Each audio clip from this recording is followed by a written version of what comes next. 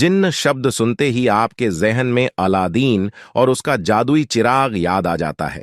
जिन्न शब्द अरबी भाषा से लिया गया, जिसमें जिन्नात और जिनी मशहूर है। जिन्न वास्तव में बताया जाता है कि आग जैसे तत्व से बने होते हैं और इनकी ताकत एक सामान्य बेताल से कई गुना ज्यादा होती है। जिन्न या जिन्नात बताया जाता है कि भटकती रूहों की श्रेणी में आते हैं और काफी गुस्सैल प्रवृत्ति के होते हैं। तो आज इसी हवाले से हम जानते हैं क्या किया जिन्न ने इस लड़की के साथ। तो आज हम आपको एक जिन्नात और एक लड़की के बारे में बताने वाले हैं। जिन्नात ने लड़की के साथ जो किया उसे देखकर आपकी आंखें फटी की फटी रह जाएंगी। तो चलिए शुरू करते हैं आज का वीडियो। प्यारे दोस्तों, एक आदमी सूखे पत्ते की तरह इधर उधर भटक रहा था। उसका नाम आबान अहमद था और अपने नाम की तरह ही वह आबान इंसान था। चलते चलते आबान अहमद थक गया था। वह कई दिनों का भूखा था। उसकी आंखों के सामने अंधेरा छा रहा था और कल से उसके हलक में पानी का एक कतरा भी न गया था। अचानक उसकी आंखों के सामने अंधेरा छा गया और वो लड़खड़ाता हुआ जमीन पर जा गिरा। और जमीन पर गिरते हुए उसे हैरानी हुई, क्योंकि एक कमीने को गिरने के लिए बहुत सारी जगह मिल जाती है, लेकिन आबान और ईमानदार आदमी को गिरने के लिए एक पाक साफ जमीन भी नहीं मिलती। वह जहां गिरा था वहां एक दरवाजा था। आबान अहमद दरवाजा पकड़कर खड़ा हो गया। उसने सर उठाकर दरवाजे की तरफ देखा तो वह एक मस्जिद का दरवाजा था, लेकिन उस दरवाजे पर एक बड़ा सा ताला लगा हुआ था। आबान अहमद की हालत बहुत बुरी थी। भूख की वजह से उसका बुरा हाल था और ऐसे वक्त में आदमी सिर्फ और सिर्फ रोटी के बारे में ही सोचता है। लेकिन वह सच्चा और आबान ईमानदार इंसान था, पक्का मुसलमान था। उसने मस्जिद के बंद दरवाजे को हैरत से देखा और सोचने लगा कि दरवाजा बंद क्यों है? जोहर की नमाज का वक्त हो रहा है, मगर नमाजी कहां है? इतने में किसी ने आबान अहमद के कंधे पर हाथ रखा और पूछा, कौन हो भाई? कहां से आए हो? तो आबान अहमद ने जवाब दिया, जी मैं तो अल्लाह का एक अजीज सा बंदा हूं।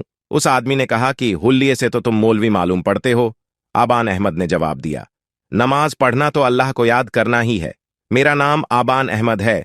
तो उस आदमी ने कहा कि मेरा नाम मलिक है और यहां इस मस्जिद के पास वाले मकान में रहता हूं और इस गांव के पंचायत का सरपंच भी हूं। तो आबान अहमद ने पूछा कि भाई मलिक, ये मस्जिद बंद क्यों है? यहां नमाज क्यों नहीं हो रही? जोहर का वक्त हुआ जा रहा है। उसने कहा कि क्या पूछते हो मौलवी साहब, एक हफ्ते से मस्जिद बंद है और यहां जो मौलवी पहले नमाज पढ़ाया करता था उसकी एक हरकत की वजह से उसे यहां से निकाल दिया गया। उस आदमी ने पूछा कि क्या आप हमारी मस्जिद में नमाज पढ़ा दिया करेंगे? तो आबान अहमद बोला, हां जरूर, क्यों नहीं। आप मुझे बस एक गिलास पानी पिला दीजिए। जौहर का वक्त हुआ जा रहा है, मैं अजान देकर नमाज का ऐलान करता हूं। तो वो आदमी जिसका नाम मलिक था, उसने कहा कि आपके चेहरे से तो लग रहा है कि आपने कई दिनों से कुछ खाया नहीं है। पहले आप रोटी खा लीजिए, उसके बाद अजान दीजिएगा। आबान अहमद ने कहा, नमाज पढ़ने और पढ़ाने के लिए रोटी की नहीं, ईमान की जरूरत होती है। नमाज पढ़ने के बाद ही रोटी खा लूंगा। मलिक ने अपनी जेब से चाबी निकाली और मस्जिद का दरवाजा खोल दिया। दरवाजा खोलते ही आबान अहमद मस्जिद में दाखिल हो गया। इतनी देर में खुदा बख्श एक गिलास ठंडा पानी लेकर आया। आबान अहमद ने फर्श पर बैठकर पानी पिया और उसके बाद वजू किया, और जैसे ही अजान की आवाज गांव वालों ने सुनी तो गांव के कई मर्द नमाज पढ़ने के लिए मस्जिद की जानिब चल दिए। आबान की आवाज में एक सोच था, उसकी अजान गांव के हर शख्स के दिल में उतरती जा रही थी। अजान पूरी होने के बाद कई नमाजी मस्जिद के सहन में जमा हो चुके थे। सब लोग नए मौलवी की आमद से खुशी का इजहार कर रहे थे। गांव के लोगों ने यह बात खास तौर पर महसूस की कि नया मौलवी जवान है लेकिन बहुत कमजोर है, और जवान होने के बावजूद नए मौलवी की आंखों में शर्म है। नमाज पढ़ने के बाद खुदा बख्श अपने घर से खाना लेकर आया और आबान अहमद के सामने रखा। आबान अहमद ने सबसे खाना खाने के लिए पूछा, लेकिन सब ने कहा कि हम अपने घर से खाना खाकर आए हैं। यह सुनकर आबान अहमद ने बिस्मिल्लाह पढ़कर खाना खाना शुरू किया। कई दिन बाद उसे खाना मिला था, तो लिहाजा हर निवाला उसके हलक में फंस रहा था। खुदा बख्श बोले कि मौलवी साहब, मस्जिद के साथ एक कमरा बना हुआ है, आप वहां रह सकते हैं। आबान अहमद ने कहा कि मैं मस्जिद में नमाज पढ़ाने के अलावा बच्चों को कुरान भी पढ़ाया करूंगा और उनको दुनियावी तालीम भी दूंगा। खुदा बख्श ने जवाब दिया, माशा अल्लाह, अल्लाह आपको इज्जादे खुदा। बख्श के जाने के बाद आबान अहमद कमरे में गया और जैसे ही खिड़की खोली तो फौरन उसे बंद कर दिया, क्योंकि खिड़की से मलिक के घर का सहन साफ नजर आ रहा था। एक जवान लड़की सहन में झाड़ू दे रही थी। अब जैसे ही आबान अहमद ने खिड़की खोली तो उसकी नजरें भी उस लड़की से जा टकराई गईं और लिहाजा घबराकर आबान अहमद ने खिड़की बंद कर दी। खिड़की बंद करके बिस्तर पर आकर बैठ गया और नींद से उसकी आंखें बंद हो रही थीं। जैसे ही उसने अपनी आंखें बंद की तो वह अचानक से उठ गया, क्योंकि उसकी आंखों के सामने वही लड़की आ गई। वो मन ही मन बोला, उफ, हद, तौबा तौबा। आबान अहमद ने अपने गाल पीट लिए। कुछ महीनों में ही आबान अहमद की सारे गांव में इज्जत होने लगी। लोग कहते हैं कि मौलवी जवान तो है मगर नीयत में खोट नहीं है। पराई बहू बेटियों को जरा भी आंख उठाकर नहीं देखता और उस दिन के बाद आबान अहमद ने अपने कमरे की खिड़की दोबारा कभी नहीं खोली। वो सारी सारी रात गर्मी में गुजार देता मगर खिड़की न खोलता। हर नमाज के बाद आबान अहमद अल्लाह से गिड़गिड़ाकर दुआ मांगता कि अल्लाह मेरी नीयत में खोट नहीं है, लेकिन ये मजहर जवानी मेरा पीछा नहीं छोड़ता है। ये मुझे बार बार बहकाती है। जब तक मैं किसी आबानजादी से निकाह न कर लूं तू मेरी हिफाजत फरमा, मुझे हर किस्म के गुनाह से बचा। रोते रोते आबान अहमद की दाढ़ी आंसुओं से तर हो जाती है। एक दिन असर की नमाज के बाद खुदा बख्श घबराया हुआ मस्जिद में आया। आबान अहमद मस्जिद में बैठा कुरान पाक की तिलावत कर रहा था। वो कहने लगा, बेटा, जरा मेरे बेटे अली को आकर देखो, वह अजीब अजीब हरकतें करने लगा है। कभी वह अपना सिर दीवारों से टकराने लगता है तो कभी उसके मुंह से अजीबो गरीब आवाजें निकलती हैं। जल्दी चलो बेटा, मेरे बेटे को देख लो, उसकी मां बहुत परेशान है। आबान अहमद मलिक के साथ उसके घर की तरफ दौड़ पड़ा। जब कमरे में दाखिल हुआ तो उसने देखा कि 14 साल का एक लड़का चारपाई पर लेटा है। उस लड़के के हाथ पैर चारपाई के साथ बंधे हुए हैं। उसके सिरहाने उसकी मां बैठी हुई है और पास ही में वह लड़की खड़ी है जिसे आबान अहमद ने पहले दिन खिड़की से देखा था। आबान की नजर पड़ी तो उसने फौरन अपनी आंखें नीचे कर ली और उसने कहा कि मुझे एक गिलास पानी ला कर दो। आबान अहमद को पानी का गिलास दे दिया गया। अब आप लोग दीवार के साथ खड़े हो जाइए और कोई भी मेरे काम में दखल नहीं देगा। इसके बाद आबान अहमद ने अली के हाथ और पैर खोल दिए और फिर कुरानी आयत की तिलावत शुरू की। आबान अहमद ने बुलंद आवाज में कुरान मजीद की तिलावत शुरू की। आबान अहमद इलाज कर ही रहा था कि अली के मुंह से एक अनजानी सी कड़क आवाज निकली, कौन है तू? क्यों मुझे तंग कर रहा है? आबान ने कहा, तू कौन है? इस मासूम बच्चे को क्यों तंग कर रहा है? जिन्न जोर से दहाड़ा और बोला, इस बच्चे ने, इसके दोस्तों ने मुझे बहुत परेशान किया है, मुझे जख्मी किया है। तो आबान बोला कि इस बच्चे ने तुम्हें तंग कैसे किया? तुम्हें कैसे जख्मी किया था? तो वो जिन्न ने बोला, कल जब मैं इस गांव से गुजर रहा था उस वक्त मैं एक जानवर के रूप में था तो इसने और इसके शरारती दोस्तों ने मुझ पर पत्थर बरसाए। आबान अहमद बोला कि हां, यकीनन इन्होंने गलती तो की है, लेकिन इनकी गलती कि मैं तुमसे माफी मांगता हूं और यकीन दिलाता हूं कि आइंदा ये कभी किसी बेजुबान को तंग नहीं करेंगे। अली को सजा मिल चुकी है मेहरबानी करके, अब तुम इसे छोड़ दो, तुम्हें कसम है। उसने कहा कि मुझे कसम मत दो, मैं इसे और भी सजा दूंगा। आबान अहमद बुलंद आवाज के साथ कुरान की तिलावत करने लगा और बचा हुआ पानी उसके ऊपर डाल दिया। पानी डालते ही अली के मुंह से एक जोरदार चीख निकली और वह तड़पने लगा और कहने लगा कि हाय हाय, जालिम, मुझे मार डाला, जला डाला। ये अच्छा नहीं किया तूने मौलवी। अभी तो मैं जा रहा हूं मगर फिर इस गांव में जरूर वापस आऊंगा। इसके बाद आबान अली की तरफ बढ़ा और कहा कि तुम अब कैसे हो? तो उसने कहा, मैं ठीक हूं। लिक ने कहा कि मौलवी बेटा, तुम्हारा बड़ा एहसान है हम पर। तो आबान अहमद ने कहा, मैंने कोई एहसान नहीं किया है, यह तो अल्लाह पाक की कलम का असर है, हालांकि पाक कलम में बहुत बरकत है। यह कहकर आबान अहमद ने अपना बैग उठाया और एक कलम और एक दवात निकाली। दवात खोलते ही पूरे कमरे में जाफरान की खुशबू फैल गई। आबान अहमद ने कलम को जाफरान में डूबे दिया और ताबीज लिखने लगा था। ताबीज लिखने के बाद आबान अहमद ये ताबीज मलिक के दाएं हाथ में दिया और कहा कि इस ताबीज को चमड़े में लपेटकर अली के सीधे बाजू पर बांध देना। और रोजाना असर की नमाज के बाद अली के सिरहाने सूरह फलक और सुरानाम की तिलावत करते रहना। मुझे यकीन है कि जिन दोबारा इस घर का रुख नहीं करेगा। इस वाक्य के तीसरे दिन असर की नमाज के बाद आबान मस्जिद में बैठा हुआ था तो अली भागता हुआ आया और सलाम करके कहने लगा कि आपको अब्बा जान ने बुलाया है। तो आबान अहमद ने अपना बैग उठाया और तेज तेज कदमों से अली की तरफ चलने लगा। घर आकर मलिक की बीवी से पूछा, क्या हुआ? तो उसने कहा कि मौलवी बेटा ना जाने क्यों उन जिन्हों ने मेरा घर देख लिया है। पहले अली पर जिन्न आया था और अब अकीरा पर। तो वो मौलवी आबान अहमद ने कहा कि आपको कैसे मालूम कि आपकी बेटी अकीरा पर कोई जिन्न आया है? तो उसकी मां ने अपनी बेटी के बारे में बता दिया कि वह अजीब अजीब हरकतें कर रही है। उसके बाद आबान उस लड़की के साथ उसके कमरे में गया और वह वज़ाइफ करने लगा। नमाज के बाद आबान अहमद ने कलम और दवात निकाला और ताबीज लिखने लगा। फिर ताबीज मलिक को दिया और कहा, यह ताबीज चमड़े में सीकर अकीरा के सीधे बाजू में बांध देना। ये कहकर आबान अहमद ने अपना बैग उठाया और घर से सलाम करता हुआ बाहर आ गया।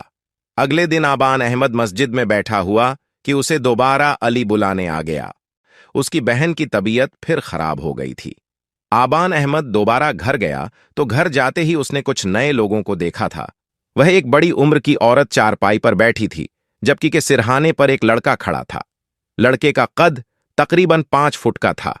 अकीरा की मां ने कहा, आओ मौलवी बेटा, घबराओ नहीं, असल में ये अकीरा की सांस है और यह इसका मंगेतर है।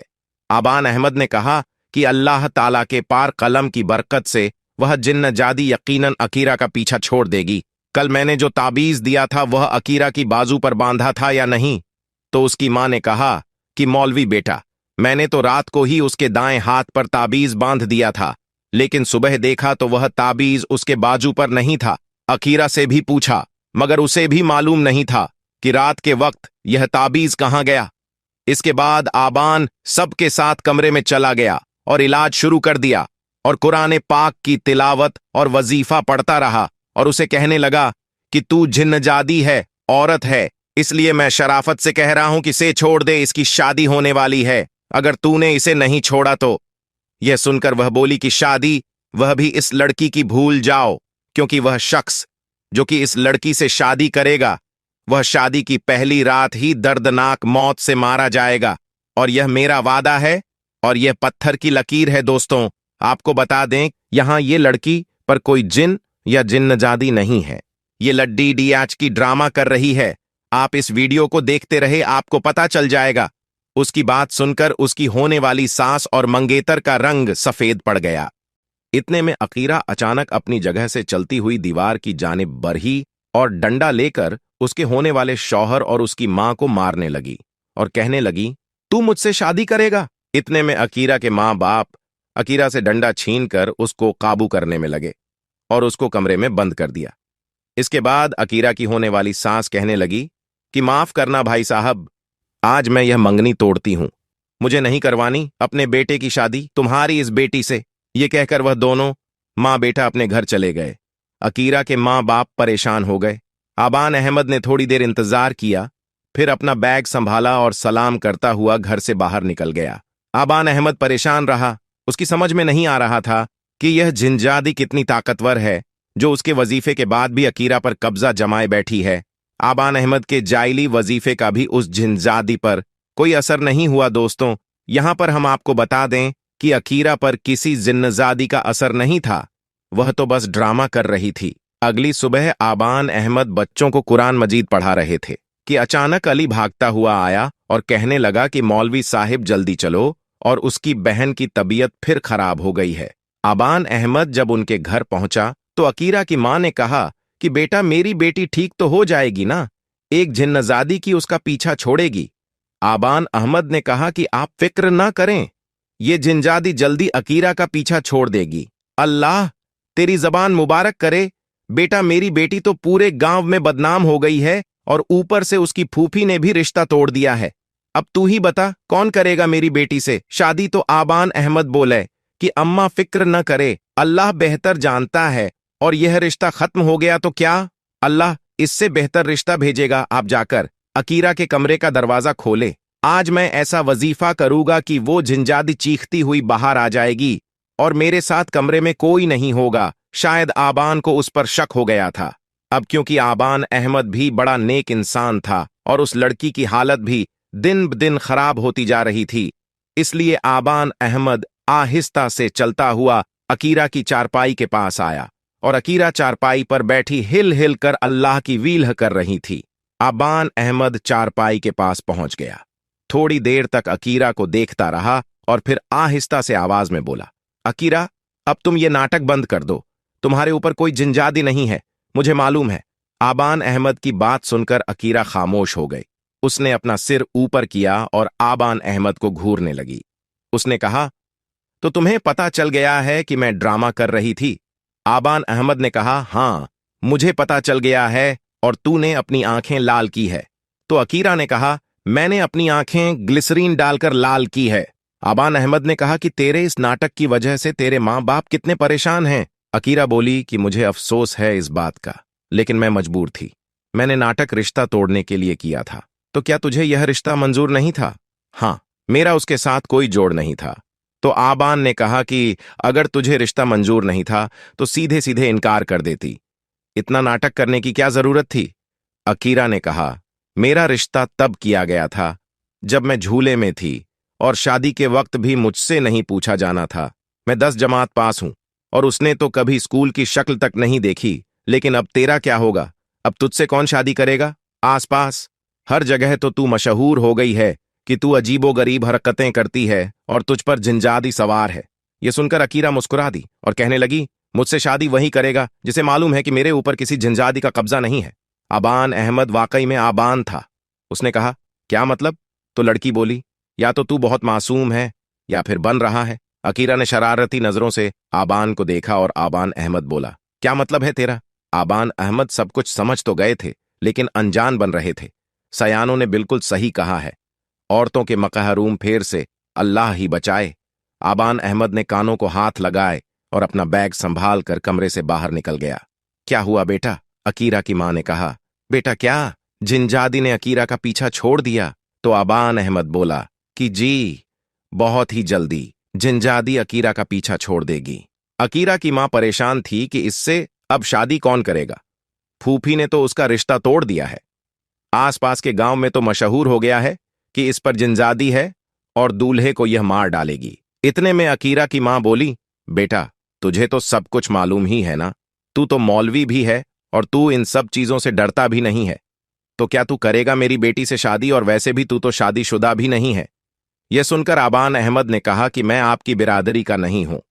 कहीं ऐसा ना हो कि आपकी बिरादरी के लोग बुरा मान जाएं। लड़की की मां ने कहा कि इस मुश्किल वक्त में कौन सा मेरी बिरादरी मेरे काम आई। जो मैं बिरादरी का बुरा मानने के बारे में सोचो, और फिर तू भी तो मुसलमान बंदा है और इस नाते तू भी तो मेरी बिरादरी का है। आबान अहमद ने कहा, फलां गांव में मेरी खाला रहती है, मैं सवेरे जाकर उनको ले आऊंगा, आप उनसे मेरी शादी की बात कर लेना। आबान अहमद ने अपनी रजामंदी जाहिर करते हुए जवाब दिया था, कुरान मजीद में जिक्रुल्लाह की बहुत बड़ी अफजीलत है। अल्लाह ताला अहले ईमान वालों को ये नसीहत करते हैं कि आप हमारा जिक्र चलते फिरते, उठते बैठते और सोते जागते हर हाल में करते रहे। हदीस में आया है कि तुम्हारी जबान हर वक्त अल्लाह के जिक्र से तर रहनी चाहिए। दोस्तों, ये वीडियो आपको कैसा लगा? अगर पसंद आया हो तो लाइक जरूर करें और चैनल को सब्सक्राइब करना बिल्कुल ना भूलें। कल फिर मिलेंगे, तब तक के लिए खुदा हाफिज।